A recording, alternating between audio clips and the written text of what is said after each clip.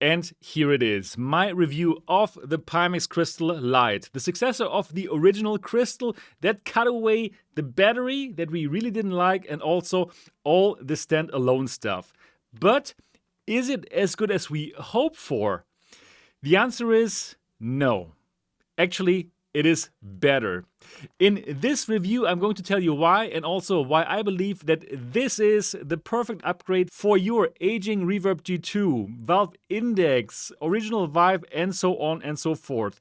But I'm also going to tell you what could be done better and what might be an alternative to the Crystal Light. So absolutely stay tuned, watch the whole video because all of this goodness is coming up.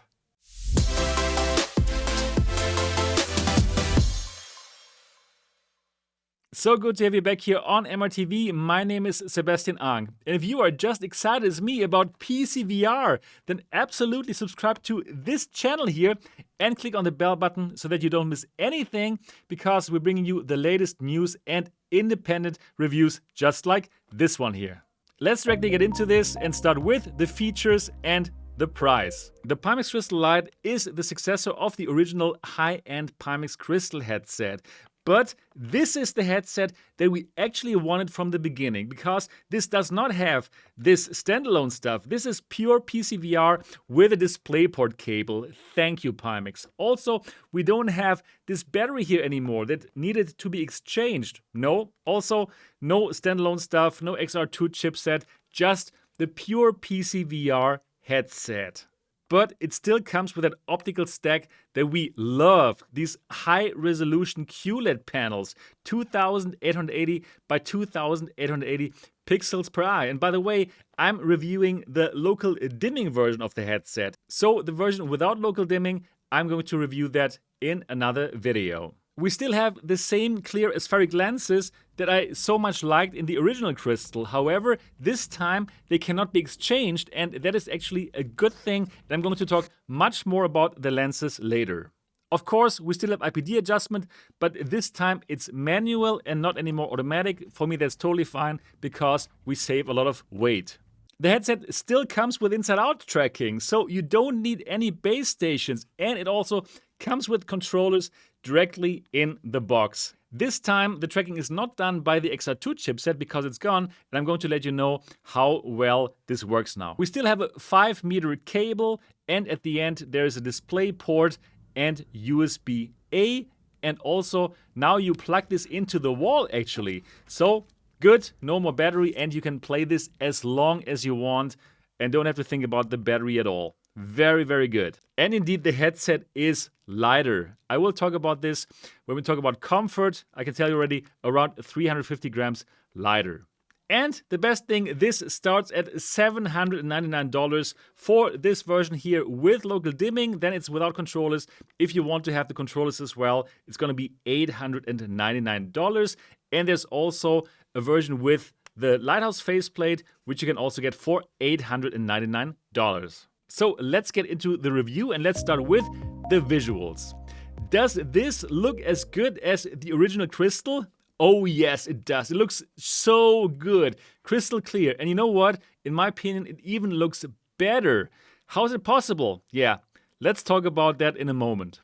So we got the same two displays, QLED 2880 by 2880 pixels per eye. And in my opinion, this is the sweet spot right now for the 4090 that we're having. We can run this very well, and yeah, it simply gives us this super nice resolution where things simply look like a glossy magazine. It looks so good and way better than your Quest 3 or your Reverb G2 or your Valve Index. It is simply a joy to look at these displays. And thanks to local dimming, we also have really, really good blacks, and the colors are just vibrant. Not as perfect as OLED, but we're getting very close here. The local dimming really is an upgrade as compared to your Quest 3, to your Reverb G2, if you want to have these real good blacks in moody games or in space games. So in my opinion, it is worth the upgrade, so simply go for the local dimming version. So why do I say that the visuals even look better than on the Crystal, when this is actually the same display and the same lenses? So when I first put this on and looked through it, I was sure that actually the lenses are better. Somehow it just felt better. I had a better sweet spot. I felt that I have a bigger FOV and everything looked even better than on my Crystal. So how is that possible with the same lenses? The thing is, those lenses are now fixed. You cannot exchange them with other lenses anymore. And that, in my opinion, is actually an advantage. Before, you could get the lenses out, they were fixed with a magnet, and that was not always perfect. They were not always perfectly seated in the headset. And actually, when my original Crystal arrived, the lenses were really not seated well there, and I had to manually put it back. But I'm sure that I didn't always perfectly put them back. Probably a magnet was not perfectly in place, or something was a bit off. But here, you don't have this problem. The lenses are always in that perfect position to the displays and also to your eyes. So when I put this on, it was just better than in my Crystal. Also for me, that geometric sweet spot was better. In my original Crystal, I simply moved the housing a bit and then you had these geometric distortions. They're still here because this is an aspheric lens and aspheric lenses do have these kind of distortions. But that sweet spot where things are good felt bigger here to me. So in my opinion, the quality assurance of those lenses simply seems to be better now. So I have a better sweet spot, the same good binocular overlap and just such a great picture quality. And because it's still those great aspheric glass lenses, there's still no glare and a really good edge-to-edge clarity, which simply makes these visuals fantastic. But we still also have the same problems like before, and these are chromatic aberrations, these rainbow color shifts that we see on edges, and also there's still, as mentioned, these geometric distortions, but in my opinion, they are not as bad as before.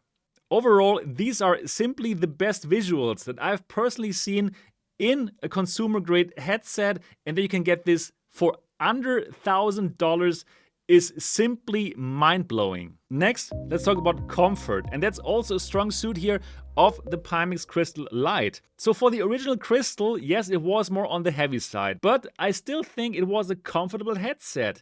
And the thing is, you just felt those 1.x kilogram after a few hours. But it was not bad. Here now, you have around 350 grams less, and you can feel that. This is such a comfortable headset now.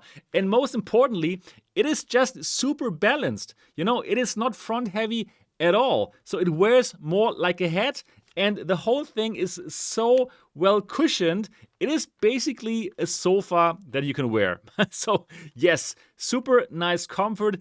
Much better than before thanks to less weight. But also they did improve some things here, like this middle strap is wider now. And of course, you can also get this top strap, which is an add-on that you can get. And yeah, why not? And yeah, this is a good one actually that I can also recommend to you. But because this is wider now, it is not a must-have.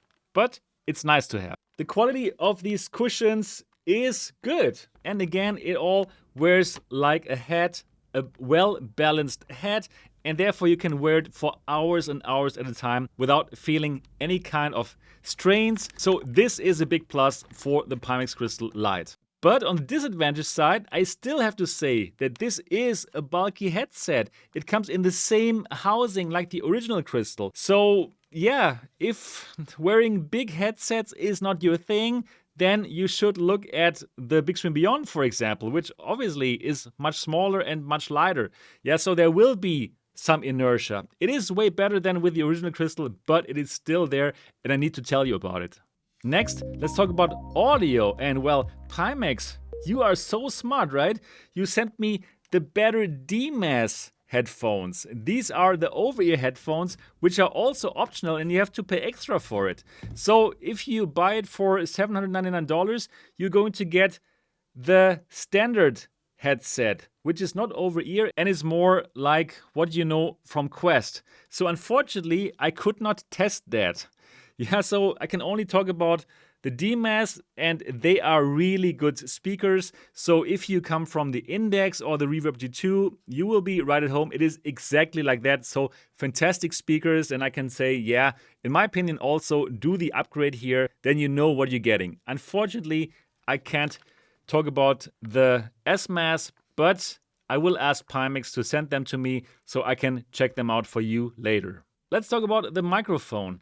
On the original Crystal, there were 3 microphones, and on this one, only 2. And yeah, it sounds reasonably well, and when you play multiplayer games, your friends will hear well, and you don't have to feel ashamed about it. But it is not really streaming quality or broadcast quality like the Big Screen Beyond. So this is how it sounds. This is the microphone of the Pimax Crystal Light. Pimax Crystal Light microphone check.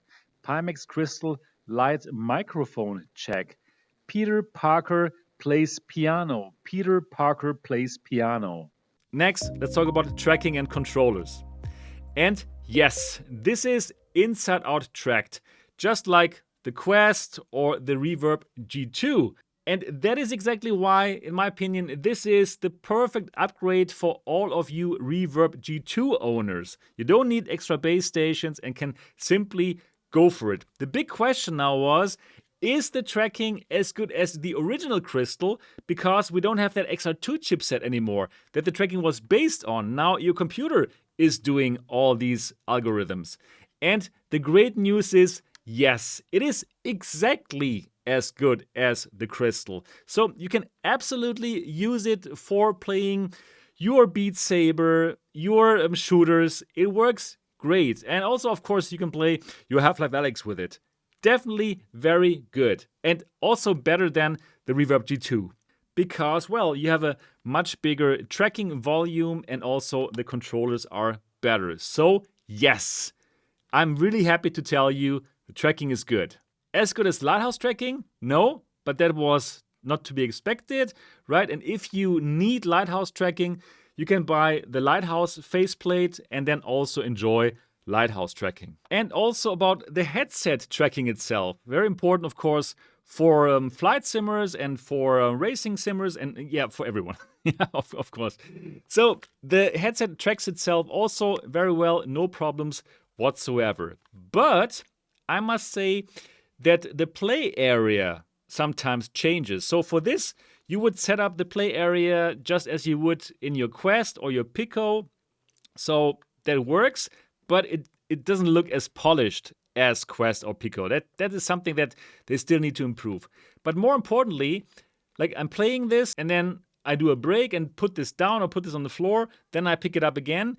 And I had the occasional problem that then my play area was like 2 meters more to the left and I had set it up. And yeah, then you have to set it up again. Or you start the headset and then your floor area has to be set up again. So the headset, in my opinion, does not really remember your play area so well. That is definitely a downside, and that is something that Pimax has to improve for sure. How about the controllers? Well, they work well. They are better than the Reverb G2 controllers. They are a carbon copy of the Oculus Touch controllers, I would say. Nothing to write home about, but they do their job. And yeah, better than Reverb G2. That's what you need to know if you come from the Reverb G2. Also, the vibration and the haptic feedback are better. And most importantly, they track well. It's the same layout like Oculus Touch, so everything is fine with them. Next, let's talk about the game library compatibility and the software of this. So, you know, this is not for playing standalone games, the Quest games or whatever. No, this is for playing Steam VR games. And there's a huge library of games. If you're watching this video, you know which games you want to play, right? Probably you are a simmer, Microsoft Flight Simulator, DCS, all these racing sims. Yeah, that's all there and you know that. So your game will be playable here. And I have no problems with any kind of Steam VR games. It all works just nicely. And also really important, the software, it's good. So I know that Pimax had a very bad rap for their Pimax software. It was called the Pi tool, and that's years ago. Now it's called Pimax Play, and it's very nice, straightforward software. To play Steam VR games, you simply click on one button, open Steam VR, and it opens, and then you simply enjoy your Steam VR experience, period. If you want to set stuff up, like for example, the local dimming, what kind of level for the local dimming you want, then you do that. The quality of the visuals, depending on how strong your computer is, you can all do that in the software, and it's simple and straightforward. This is not just anymore for people who have lots of patience, and not everything has to be set up anymore like before. So the software is way better than its reputation. Also, setting up the headset, it's just installing Pimax Play, putting that in, and starting Steam VR. It is truly that simple. Yeah, so overall, Pimax has finally reached that mainstream quality where everyone can run this without any problems at all. So most probably you're going to buy this for simming, right? Flight simming is just one of those use cases that this is simply perfect for. And it is so good. Flying in this is just fun. First of all, the comfort is there. You can wear this for hours and hours at a time, and then the visuals are there too. So again, in my opinion, it's the perfect upgrade for your Reverb G2. This is basically your Reverb G3. You got the better visuals, you got the better sweet spot, you got the better FOV, you got the same good audio. Yeah. It is exactly what we wanted, and you don't need base stations. So the flying experience is just so nice. Flying over Tokyo towards the setting sun, it is just the best thing that you can do right now in VR. And yeah, you could get emotional in this when you fly over Tokyo or whatever. It's just so good. And for simmers, this is the one to get right now. And that's also because the OpenXR performance is so good. This has its own OpenXR implementation, Pimax XR. And yeah, it runs like a charm. And together with OpenXR Toolkit, you can simply have a fantastic time and get more FPS out of this. So good to have that, and it has matured over the years and simply works so well. Now, what do you need to run this? Well, I'm running this on a 4090 computer, and I would recommend that to you as well. With a 4090, you're going to have a great time. 4080 also still works, and you're also going to enjoy it. But yeah, 4090 and the 5090 cannot come soon enough. So if you are running a 3090, for example, you can still enjoy Half-Life Alyx and most of the other games. You simply have to go down a bit with the resolution. But yeah, this is still a high-end headset, and you need a high-end GPU. Now, the Light does not have eye tracking like the original Crystal. So if you play DCS and you want to make use of DFR, you cannot do this with the Crystal Light. And if you need to do this or want to do this, then you need to go for the original Crystal. Also, by the way, you can not use the 60G wireless adapter with this device. Also, you would need the original Crystal for that. So let me come to the conclusion. Buy this headset. If you want an upgrade for your Reverb G2, for your Valve Index, for your original Vive, for your Vive Pro, this is it. This is so good. You're going to have so nice visuals. Again, the best visuals that I've personally seen in a consumer headset, and that you can get this for under $1,000 is simply fantastic. This is basically the Reverb G3 that we've been waiting for. I'm so happy that also the tracking, they got it right. It is more comfortable. It is super comfortable actually. And this is going to become my daily driver starting from now. So what are the alternatives if this is simply too bulky for you?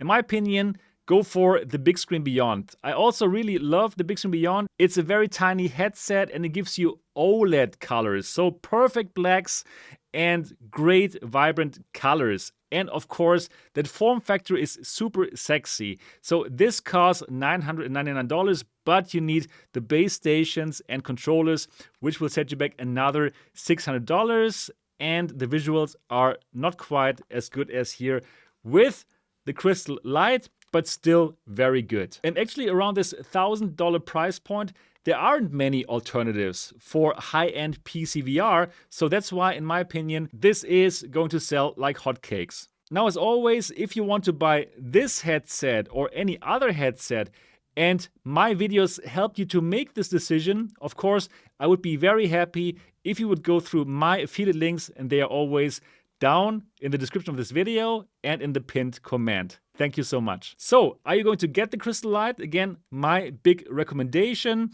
Do let me know in the comment section, and also do let me know which version of the Crystal Light you're going to get. And that's everything for this review. I really hope it was helpful for you. If yes, give it a thumbs up. And of course, if you have not yet subscribed to this channel, absolutely do that now and click on the bell button so that you won't miss anything. Also, if you want to chat with me and the community about all these headsets, go to the MRTV Discord server. I am there, and many other great people. The link down in the description of this video. That's everything that I have. I'm looking forward to seeing the next one. Until then, bye-bye.